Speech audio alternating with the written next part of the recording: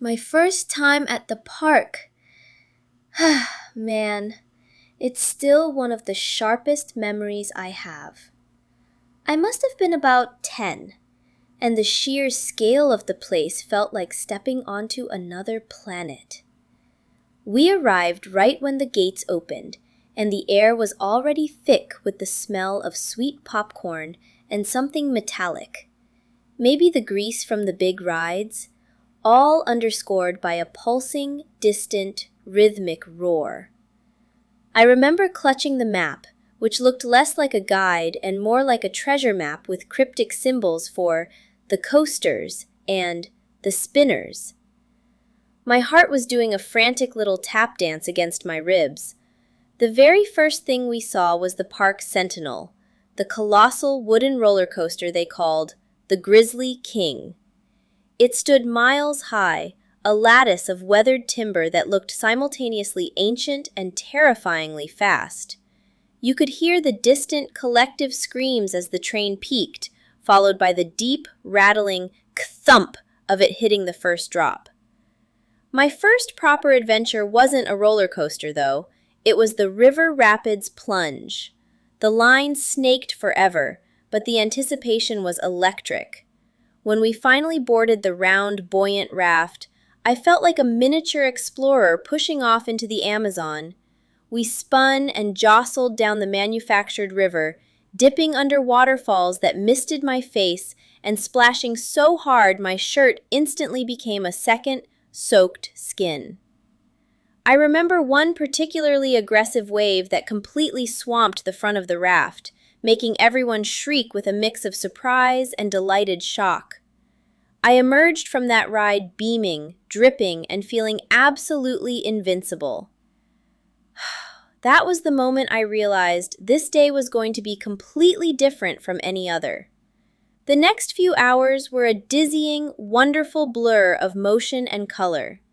We rode the classic tilt-a-whirl, which convinced my 10-year-old brain that the laws of physics were merely suggestions, and a giant Ferris wheel that offered a breathtaking, panoramic view of the whole sun-drenched kingdom of fun. From the top, the people looked like busy, bright-colored ants, and the rides below seemed to pulse with energy.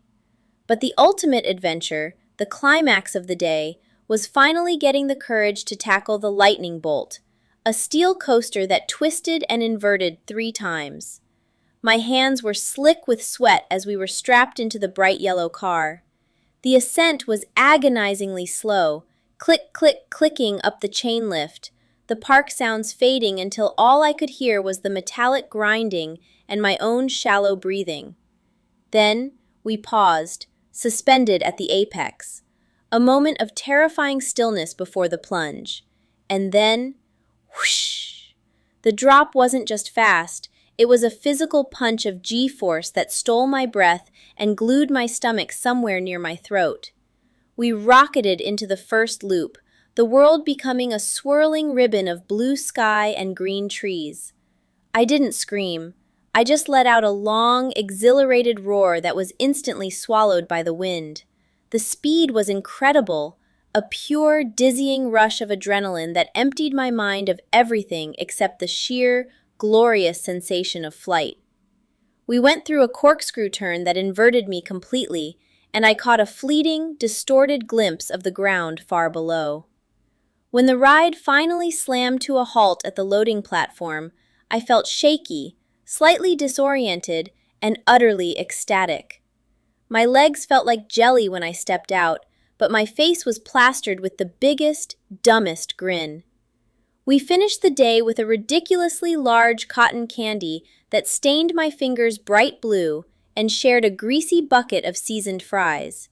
As we walked out hours later, exhausted and slightly sunburnt, the park lights were coming on, a constellation of warm, glowing bulbs that transformed the atmosphere into something magical and soft. The roar of the coasters was still there, but now it sounded like a friendly, tired sigh. I'll never forget that feeling.